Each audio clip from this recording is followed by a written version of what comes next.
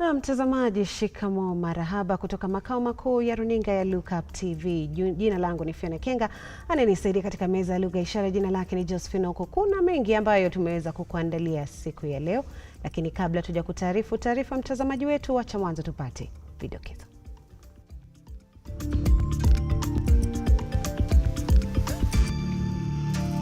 Kwenye vidokezo, waziri wa usalama Kithure Kindiki alaani shambulizi la kigaidi Lamu ambapo watu 2 wameuawa na wengine kadhaa kuachwa na majeraha. The moment I know more than you in your ministry, then you must begin to understand that something is very wrong.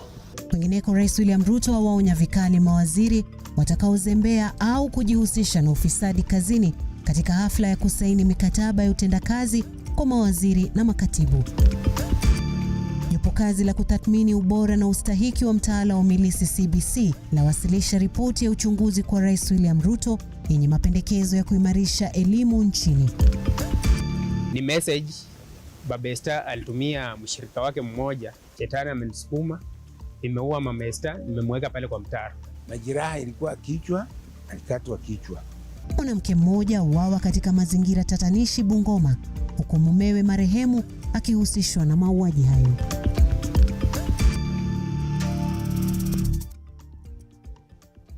Karibu mtazamaji, unaweza kuwasiliana nasi kupitia mitandao yetu ya kijamii Facebook, Twitter, YouTube ambapo tunapatikana @Lookuptv. Tuma jina lako, arafa yako mtazamaji wetu, kwa tunaisoma arafa yako kadri tunavyoendelea kukupatia taarifa hizi.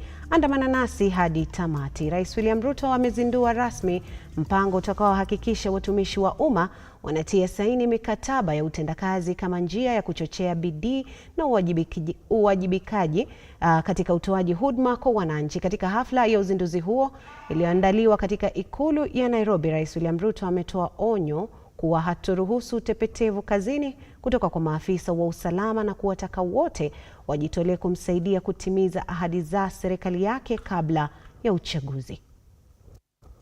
Holders of independent offices. Rais William RUTO ametoa onyo kwa mawaziri wanaopatikana na hatia ya ufisadi katika serikali yake. Mkuu wa nchi alisikitika kwamba imekuwa mtindo kwa baadhi ya watu kufanya kazi katika afisi za umma ili kuiba pesa. Your Excellency, we have done so much as an administration, but the information is not out there. Our ministers are quiet. They are called for TV interviews, they don't show up to say what they have done. And then the media have a few days because nobody talks for government. I would rather we spend more time explaining to the people of Kenya what we have done in our respective dockets as opposed to trouble. Because of our long history of white elephant projects and corruption scandals, some see these commitments as vendor-driven kickback rackets, disguised conspiracies to embezzle public funds. They think it's an opportunity for them to go and steal public money. I want to tell you in broad daylight, eyeball to eyeball, that will not happen. Please, good people. Yes. Rais alisisitiza kuwa ufisadi lazima udhibitiwe, akisisitiza kwamba hakutakuwa na pesa za kuiba. Please, good people. Yes. I have had a heart-to-heart discussion with my cabinet. I want to do the same with the rest of the government bureaucracy from PSS down to directors. It will not be business as usual. I made a commitment to the people of Kenya that there will be no money to steal. There is only money to deliver on the programs, on the projects, on the aspirations of the people of Kenya. Akizungumza wakati wa kutiwa saini kwa mkataba ya utendakazi wa mawaziri ya mwaka 2023-2024, Rais RUTO alieleza kuwa serikali imeazimia kuimarisha utendakazi wake kwa kujumuisha ukamilishaji wa ajenda ya mabadiliko ya kiuchumi ya bottom up katika mkataba wa utendakazi. Brian Mwai, Lookuptv, Nairobi. Naam, shukran Brian Mwai kwa taarifa hiyo. Tukisalia kwenye masuala yanayofungamana na utendakazi wa mawaziri na makatibu, Rais William Ruto amewakemea vikali waziri wa usalama Kithure Kindiki na waziri wa biashara Moses Kuria kwa kufika katika hafla hiyo wakiwa wamechelewa. Rais ameonya baraza lake kuwa hawatoruhusu kuzembea kazini, akihoji Wakenya wana matumaini makubwa katika uongozi wake. Rais pia amewataka Kithure na Kuria kuandika taarifa ni kwa nini walikosa kufika kwa wakati ufao. Henry Tende na maelezo zaidi. Akiwa amemaliza miezi 11 mamlakani baada ya kuapishwa kwake, Rais Ruto anafahamu fika Wakenya wako na matumaini makubwa katika uongozi wake. Hatua hii kimlazimu kuzindua mradi wa kutia saini mikataba ya utendakazi wa mawaziri na makatibu katika baraza lake. Hii leo Rais akionyesha hasira zake baada ya waziri wa usalama Kithure Kindiki na waziri wa biashara Moses Kuria kufika katika hafla hiyo wakiwa wamechelewa. I don't know whether it is because these performance contracts have been going on for 20 years that many people maybe mistakenly think that it is a ritual. And that is why people resort to the old incompetent excuses that there was traffic for them not to be in a public, the most important public function. We have a job because we have a contract. If you cannot keep time with your employer, you have basically dismissed yourself. Usemi wake ukitiliwa mkazo na naibu rais Rigathi Gachagua, ambaye ametaka uwajibikaji zaidi kutoka kwa mawaziri na makatibu ili Rais Ruto atimize ahadi alizotoa kwa wananchi. Nimeona watu wale wamechelewa, nikaona rais unaniona ninamjua. Nikaona uso yake nikajua hapa kimeumana. Sababu leo ni siku ya performance contract. Ile siku muhimu sana ya kuja kuweka. Na wewe umefika pale, rais amekaa. Tayari amekaa na ndiye rais wa Jamhuri ya Kenya. Wewe umechelewa ukiwa kuona nani? Who else have you gone to see? These are things myself I don't understand. As I said, mimi sielewi. Mimi mambo ingine sielewi. So mimi boss nachunga kazi yangu. Unajua rais, tangu uniteue, I've been late in your meeting one day only. Na rais, wewe ndio ulinichanganya siku hiyo. Because ulisema utatoka hapa saa 1:30 tukutane airport saa 2, ukatoka saa 12:30. For those who came late, who are members of the executive, I will be expecting a written explanation, and it should not include matters of traffic. On why they do not take these performance contracts seriously. Because if you do not take this performance contracting seriously, it means we do not take the contract with the people of Kenya on performance seriously. Rais Ruto amekariri hata ruhusu viongozi kuzembea kazini wakati wananchi wamewatunuku jukumu la kuwahudumia. Henry Tende, Lookuptv. Mtazamaji, taarifa hii inanichekesha kwa sababu wamechelewa kupitia ama kutokana na msongamano wa trafiki ya magari. Mtazamaji, maoni yako ni yapi? Tukizidi kusonga mbele, jopo lililoteuliwa na Rais William Ruto kuangazia masuala ya elimu likiongozwa na Profesa Raphael Munavu limependekeza kupunguzwa kwa idadi ya masomo katika shule za msingi hapa nchini ili kupunguza mzigo kwa wanafunzi hao. Wakiwasilisha ripoti katika ikulu ya Nairobi, jopo hilo vilevile limependekeza baraza la elimu nchini kuwezesha kuchapisha mitihani ya kutathmini wanafunzi katika shule za msingi na sekondari.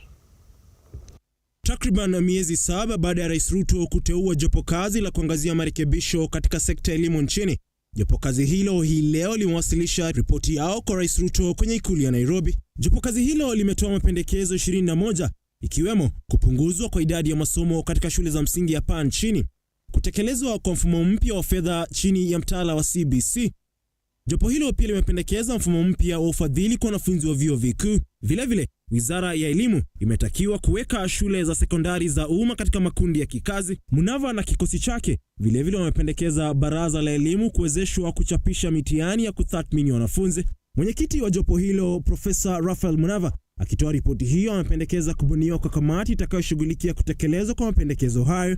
I think it is very important to have an advisory committee, a Ministry of Education Reform Implementation, Education Reform Implementation Advisory Committee. And that committee should monitor and evaluate how the recommendations are being implemented and make appropriate recommendations on the way forward. Rais William Ruto akizungumza katika hafla hiyo amepongeza jopo hilo, akisema kuwa serikali yake imetenga 29% ya bajeti ya mwaka huu kwa sekta ya elimu, akiahidi kutekeleza mapendekezo hayo. 30%, 29% of our budget this year is going to education. 628 billion shillings is going to education. And we made it deliberate because we needed to sort out many things. We needed to sort out the pupil-teacher ratio, student-teacher ratio.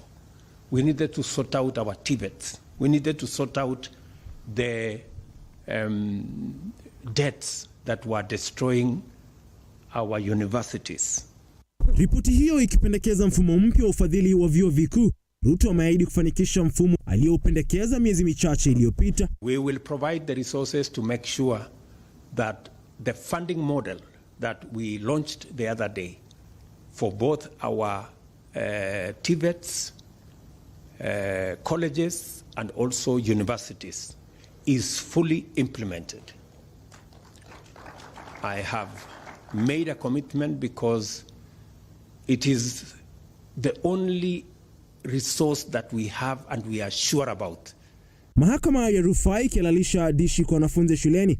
Rais Ruto amedokeza kufanya kazi na serikali za kaunti kuhakikisha kuwa mradi huo unafaulu.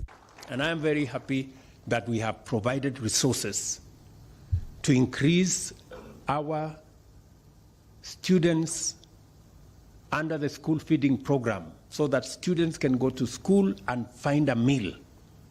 I am very happy that counties are coming on board to work with us on the school feeding program, because in our manifesto we agreed that any county that's going to agree to partner with us for every shilling they put in the school feeding program, we are going to match it. Ian Keitani, Lookuptv. Naam, shukran Keitani kwa taarifa hiyo. Magaidi wanaoaminika kuwa wanamgambo wa Al-Shabaab wamevamia wasafiri katika barabara kuu ya Lamu hadi Garsen na kupelekea mauaji ya watu wawili. Aidha, watu wengine 10 walijeruhiwa na kukimbizwa hospitalini kadhaa kaunti ya Lamu kwa matibabu. Waziri wa usalama Kithure Kindiki, ambaye amethibitisha shambulio hilo, amesema vikosi vya usalama havitalala hadi pale magaidi hao watakapotolewa mafichoni. Ni habari ambayo tutakuwa tunaifuatilia na tutakuwa tunakuletea kwa kina mwendo wa saa 3. Kwengineko, tukiachana na hayo, ni kuwa sakata ama wazazi na wanafunzi walioathirika na mpango wa masomo katika mataifa ya kigeni kaunti ya Uasin Gishu wameandamana hii leo kuishinikiza serikali ya kaunti hiyo kuwarudishia fedha walizolipa chini ya mpango huo. Kama anavyoripoti mwanahabari wetu Julia Chepkoech, wazazi hao wamekana tetesi za kaunti hiyo kuwa wamerudishiwa fedha hizo kama ilivyodaiwa hapo jana.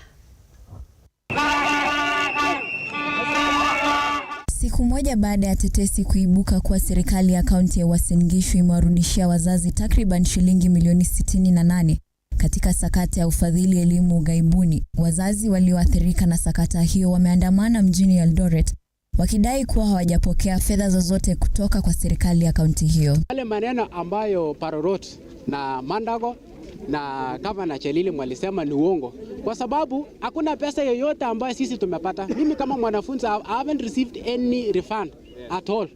Ya pili ni kwamba every time anasema kwamba I will meet the parents and students. Personally, nilienda hapo 3 times. Parorot ukiandika, because tunaenda kwa ofisi yake, anaandika majina kwa wale watu ambao wanaingia ndani. Yeye anakukalisha hapo, unakaa hapo the whole day, huwezi kutana na yeye. So he has been saying that he is going to meet the parents and students, and yet he cannot allow you to enter his office. Every now and then, wakienda kwa press wanasema kwamba they were dealing with only with the program, but the money was being handled by the trustees. But initially, look at this advert. In the advert, ya 24 mwezi wa 9 2021. Na the Republic of Kenya County Government of Uasin Gishu, ni wao ndio wali advertise, wakarecruit wanafunzi, and they were organizing for the all program. Even the trustees are people, the public servants who are being working under the instruction county government of Mandago. Licha ya polisi kupiga marufuku maandamano hayo, wazazi hao na wanafunzi walikaidi amri na kufululiza hadi kwenye afisi ya kamishna wa kaunti na ile ya gavana Jonathan B, huku akitishia kusambaratisha kongamano la magavana linalotarajiwa kuanza tarehe 15 mjini humo iwapo hawatarudishiwa pesa hizo. So kuingia kwa Jalilim, kwa sababu is being protected. I don't know who is protecting. Our president don't protect the goons and thieves. If you, and ulisema kwa wakati ati uta spare anybody, we shall want to see if you are going to spare Mandago ama Jalilim. I want your money. No river, no devolution. Hatutaki kwanza, hatutaki kwenda Finland. Tumetosheka, tusitanganywe, pesa turudishwe. Tupaki nyumbani, tufanye kazi yetu hapa nyumbani.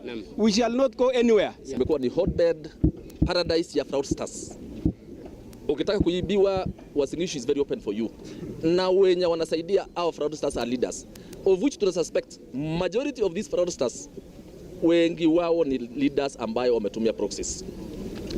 We are appealing to the county government, senator na governor, both of them on a South county. Purpose yao ni moja, county wa refund pesa, or else mambo ya devolution Uasin Gishu is a no. Maandamano hayo yanajiri siku chache baada ya serikali ya kaunti hiyo kuahidi kufanya mkutano na wazazi hao ili kupata suluhu ya mgogoro huo, huku aliyekuwa gavana wa kaunti hiyo Jackson Mandago akikana kuhusika kwenye sakata hiyo. Evidence that I'm involved. I was not indicted. I think you should ask, I was asked to present because if you say I was involved, you must provide evidence. Again, you know, it is a choice of how we want to solve issues. First choice is a private company, and it had no agreement. Unlike this program, as a county, we never had any understanding with First Choice. Wazazi hao wakiendelea kulilia haki, swali ni je, ni nani wa kulaumiwa kwa sakata hiyo wakati ambapo mamia wanafunzi waliopaswa kusafiri kuelekea nchini Finland kwa masomo ya chuo kikuu wakisalia manyumbani mwao wakikosa kujua la kufanya. Juliet Chepkoech, Lookuptv. Na mtazamaji, zimepita dakika 18 tangu saa 1 kamili saa za Afrika Mashariki. Kwenye rafa zenu hapa Rama Kahindi akisema watching live from Mandera, na mshukran sana Hassan Alio, Jambo Kenya, na mshukran sana kwa kututazama. Hassan tena kirudi na kusema my brother and my president William Samoei Arap Ruto wa Kenya wanaumia bana. Please angalia kwanza, wa Kenya wako wanaumia sana tafadhali. Na shukran sana kwa arafa yako Hassan Alio.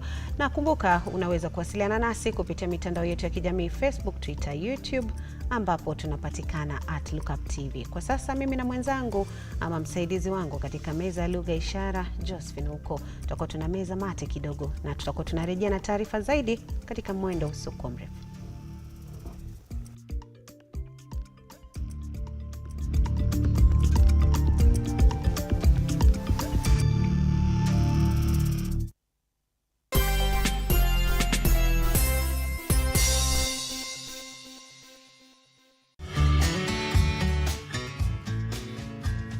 Do you see like Africa is growing, changing? The side that I consider to be good is to see the hunger that the African people have for God. Yeah. I mean, there's a genuine hunger that they have. Whenever they go into the church, the things of the kingdom, they go fully. We pray a lot compared to the other side, but they seem to be advancing more than us. Because of understanding. I always say 5 children in Canada equal 10 children in Africa. You can imagine having to cook, having to clean the house, having to watch the children, having to do everything without any help. And at the same time, you have a job. And at the same time, you're planting churches. At the same time, you're running after believers.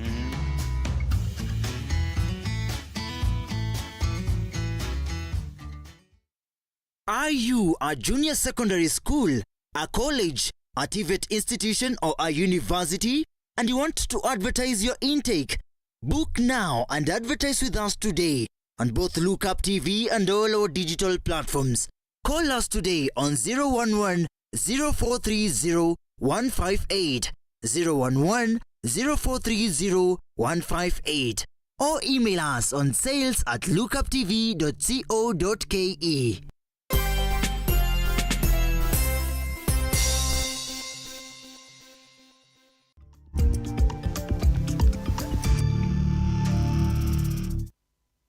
Kamati ya Bunge la Kitaifa linaloshughulikia masuala ya umeme leo hii imefanya mkutano na wazalishaji wa umeme wa kibinafsi nchini kujadili bei ya uzalishaji na ununuzi wa umeme na jinsi bei hii inamwathiri Mkenya baada ya sheria ya fedha mwaka 2023 kupitisha nyongeza ya ushuru wa petroli. Kamati hii imetaka wazalishaji hao kuwa na mazungumzo ya kupunguzwa kwa bei ya ununuzi wa umeme ili gharama ya umeme angalau iwe nafuu kwa Mkenya. Baada ya sheria ya fedha ya mwaka 2023 kuidhinisha nyongeza ya ushuru wa petroli kutoka 8% hadi 16%, ikiashiria bei ya umeme huenda ikapanda, kamati hii ya Bunge la Kitaifa ya masuala ya kawi nchini ikiongozwa na mwenyekiti wao Vincent Musyoka, leo hii katika kikao na wazalishaji wa umeme wa kibinafsi nchini wamekuwa na majadiliano ya jinsi bei ya juu ya ununuzi wa umeme kutoka kwa wazalishaji wa kibinafsi itakabiliwa, angalau kupunguzia Wakenya mzigo wa gharama ya juu ya umeme. Right now we are buying more expensive electric at 16 shillings per kilowatt hour. And that particular time we have excess of geothermal, but we can't take geothermal which is 6 because we signed something that said whether you buy or not, you still have to pay.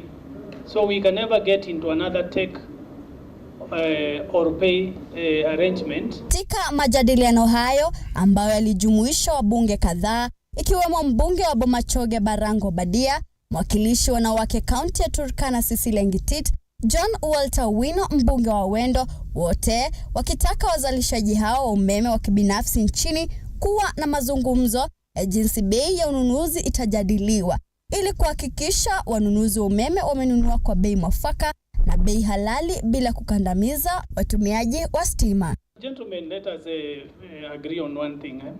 Nobody is opposed to you doing business, but we just want you to do just good business so that you survive and also Kenyans survive. Kenyans are crying, and when we are doing investment, we want investment which can take long.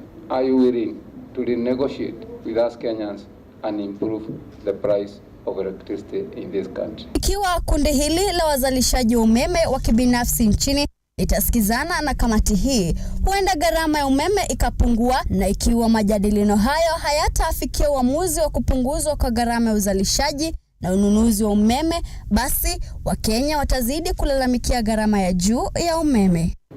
Also there are the issues of management of these institutions also, because there could be indent costs that are also loaded into that electricity bill.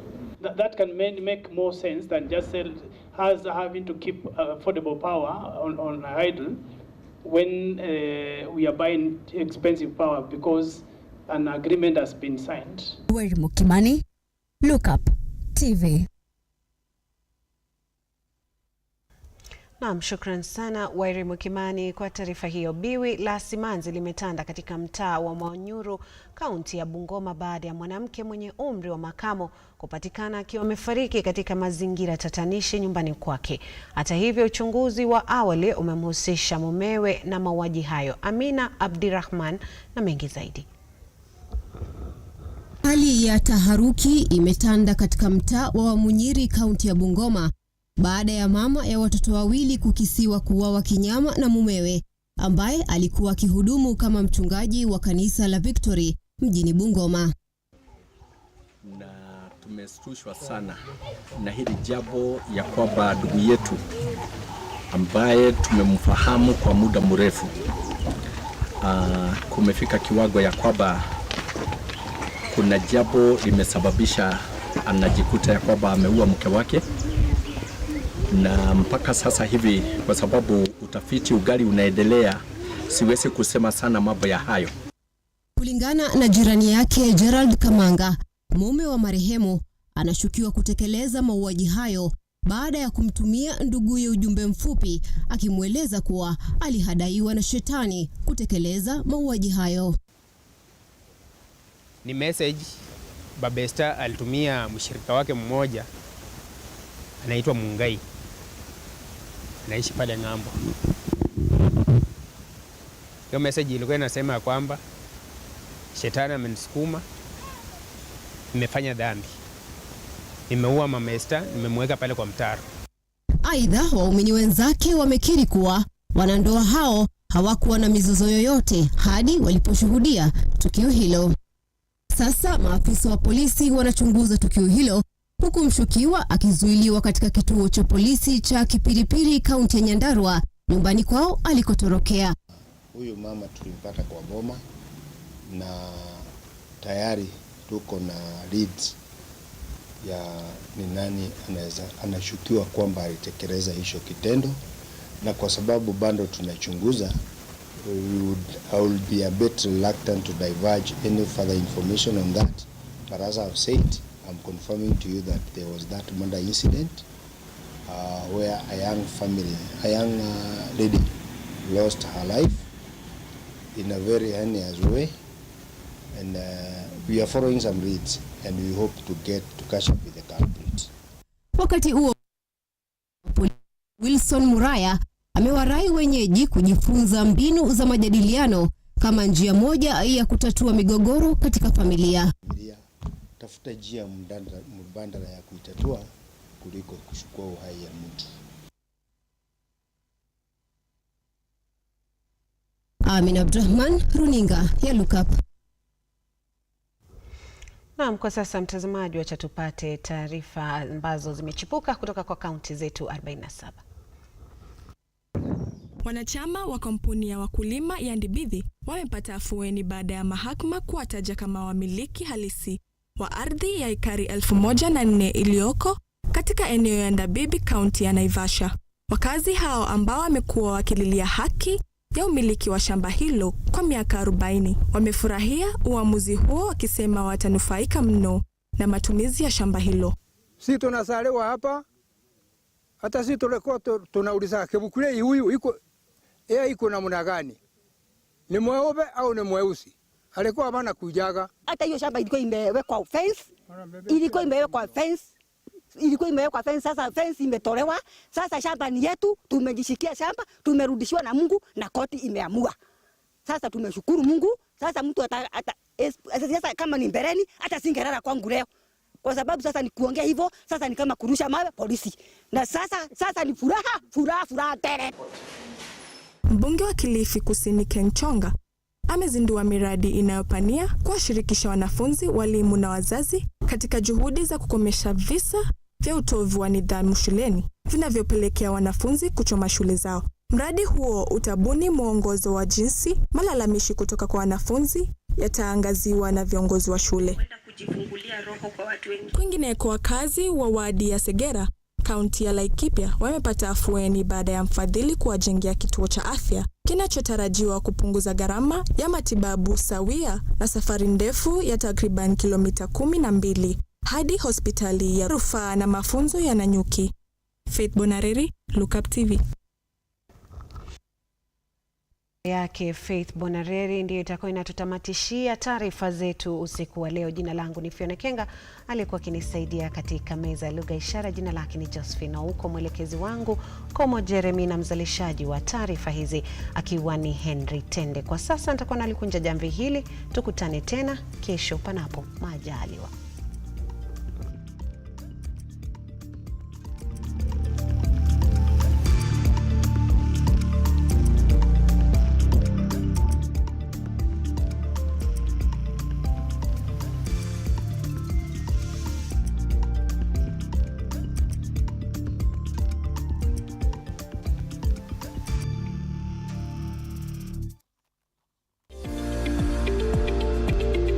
We value your feedback and welcome your complaints about our programming and operations. Feel free to get in